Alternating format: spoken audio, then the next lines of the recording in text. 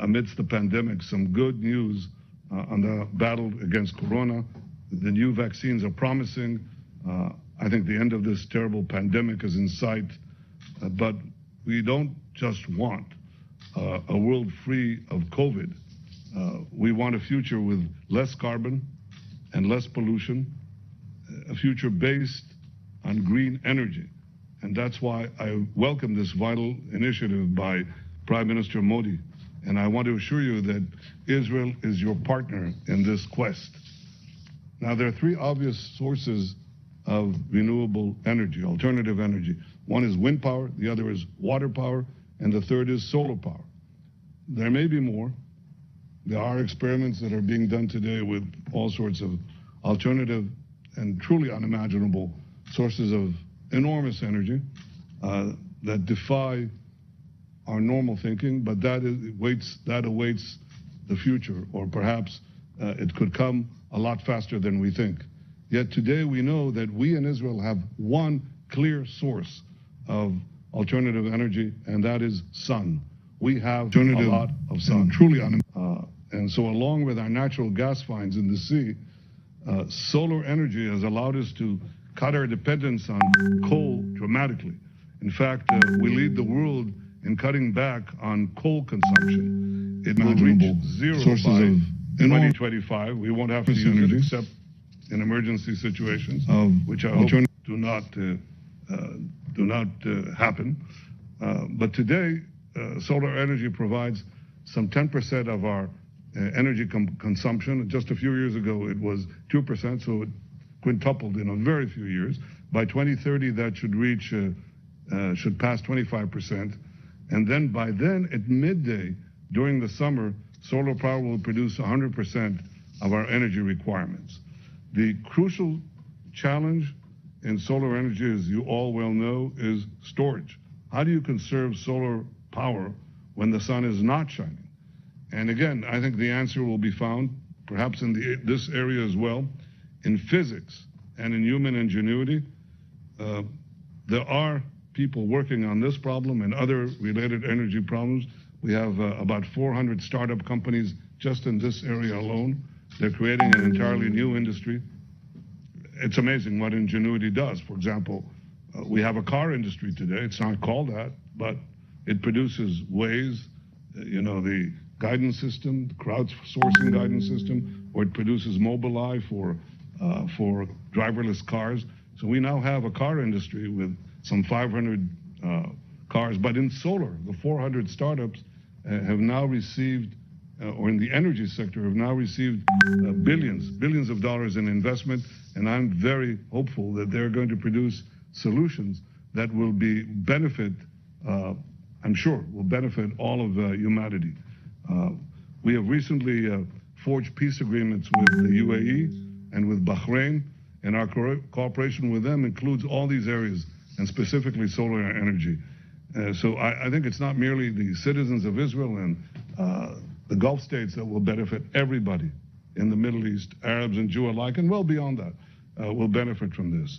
We will provide, I believe, a shining example of the benefits of peace to all the countries of the region and of the world. And the last thing that I would like to say is this. Prime Minister Modi and I have spoken about this many times. I believe the future belongs to those who innovate. And the power of innovation enables us to tap new sources of wealth, new sources of energy, the ability to change health, the environment, water, the food we eat, the security as we travel, and so on. This is a fundamental challenge to ideas that only a few decades ago were still prevalent. A few hundred years ago, Malthus predicted that that population growth would outstrip the power of agriculture to provide food, and we see that he was wrong. Not because the population didn't grow, but because human ingenuity allowed food production to grow infinitely more than population growth grew. The same thing continued to inform the Club of Rome with the famous limits to growth. We were not going to be able to grow because, again, our ability to provide the necessary products and services and resources would be drained by our exhaustion of natural resources. This is not to say that we have to not treat the environment.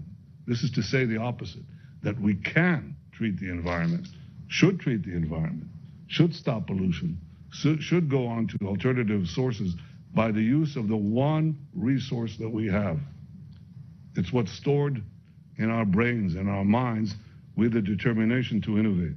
So I believe that the most important renewable energy is ingenuity and innovation. And all the countries represented here, beginning with India and Israel, and all of you, are committed to seizing innovation in order to seize the future. And on that, I think we can all be very, very hopeful. Thank you. Thank you, Your Excellency. It's a very enlightening address. Now it's my privilege, proud privilege, to call upon the Honorable Prime Minister of India, Shri Narendra Modi ji, to address the gathering.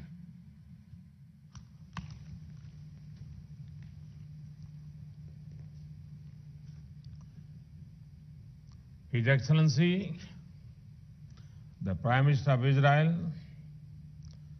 honorable ministers from around the world, my cabinet colleagues, chief ministers, lieutenant governors, and distinguished guests. I thank His Excellency, the Prime Minister of Netherlands, for sharing his message. It is wonderful to see all of you as part of the third edition of Reinvest. In the earlier editions, we spoke about our plans for a journey from megawatts to gigawatts in renewable energy. We also spoke about one sun, one world, one grid to leverage solar energy. In a short time, many of these plans are becoming a reality. Friends, in the last 6 years, India is traveling on an unparalleled journey. We are expanding our generation capacity and network to ensure every citizen of India has access to electricity to unlock the full potential. At the same time, we are rapidly expanding generation of energy through renewable sources. I would like to give you some facts. Today, India's renewable power capacity is the fourth largest in the world. It is growing at the fastest speed among all major countries. The renewable energy capacity in India is currently 136 gigawatts. This is about 36% of our total capacity. By 2022, the share of renewable capacity will increase to over 220 gigawatts. You would be happy to know that our annual renewable energy capacity addition has been exceeding that of coal-based thermal power since 2017. In the last 6 years, we increased our installed renewable energy capacity by 2.5 times. In the last 6 years, the installed solar energy capacity has increased 13 times. Friends, India's progress in the field of renewable energy is an outcome of our commitment and conviction in fighting climate change. Even when it was not affordable, we invested in renewable energy. Now, our investment and scale is bringing down cost down We are showing to the world that sound environment policies can also be sound economics. Today, India is among the very few countries to be on track to achieve the 2-degree compliance goal. Friends, our transition to cleaner sources of energy has been driven by the approach of access, energy efficiency, and evolution. When I talk about providing access to electricity, you can estimate its scale in the numbers. In the last few years, over 2.5 crore or 25 million to 28 million households were provided electricity connections. When I talk about energy efficiency, we have not limited this mission only to one ministry or department. We have ensured that it becomes a target from the entire government. All our policies have a consideration of achieving energy efficiency. This includes LED bulbs, LED street lights, smart meters, push to electric vehicles, and decreasing transmission losses. When I talk about energy evolution, with PM Kusum, we are aiming to power our agriculture sector by providing solar-based power to irrigate the fields. Friends, India is progressively becoming a preferred destination for investment in renewables. In the last 6 years, nearly rupees 5 lakh crore or over $64 billion investment has been made in renewable energy sector in India. We want to make India a global manufacturing hub in the renewable energy sector. I will give you several reasons why you should invest in the sector of renewable energy in India. India has a very liberal foreign investment policy for renewables. Foreign investor can invest on their own or collaborate with an Indian partner to set up renewable energy-based power generation projects. India is progressively focusing on innovative bids for supplying 24/7 power from renewables. Solar wind hybrid projects have been successfully explored. The demand for domestically manufactured solar cells and modules is like to be around 36 gigawatt over next 3 years. Our policies are in line with the technology revolutions. We are proposing to launch a comprehensive national hydrogen energy mission. After the success of PLI in electronics manufacturing, we have decided to give similar incentives to high-efficiency solar modules. Ensuring ease of doing business is our top priority. We have established dedicated project development cells and FDI cells in all ministries to facilitate investors. Today, every village and almost every household in India has access to electricity. Tomorrow, their energy demand will increase. Thus, demand for energy in India will keep growing.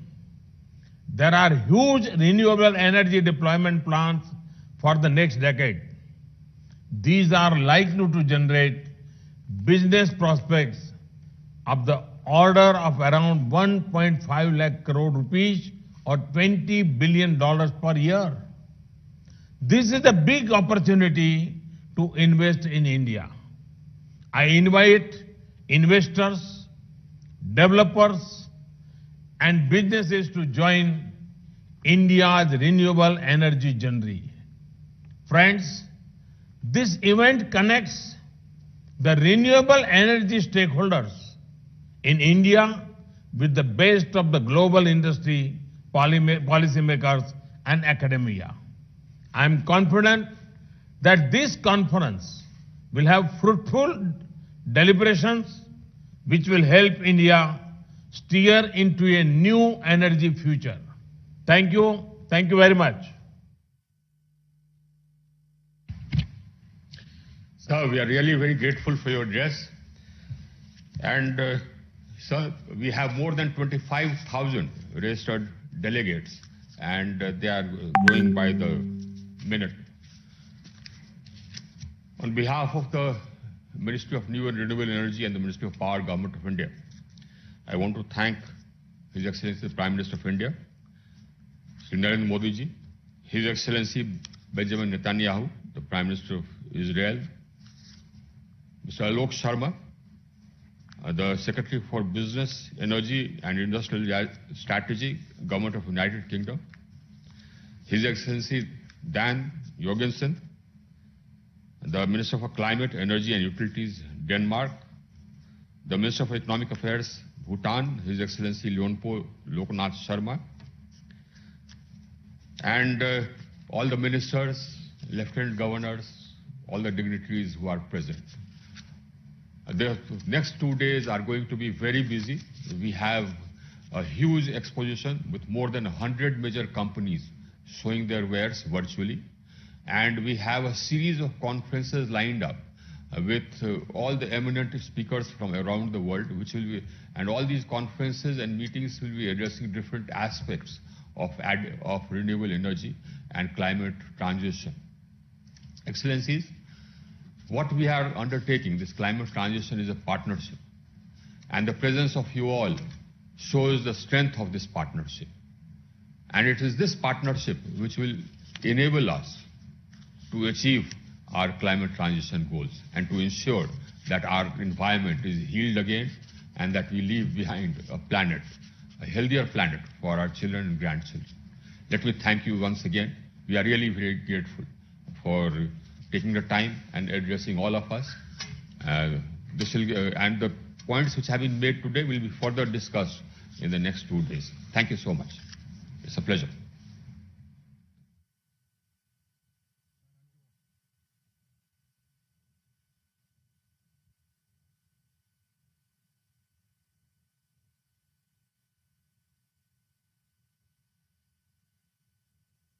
ढाई गुना बढ़ी है और भारत ने इसमें निवेश बढ़ाया है। साथ ही भारत उन चंद देशों में शामिल हो रहा है जो पर्यावरण संरक्षण की दिशा में भी लगातार काम कर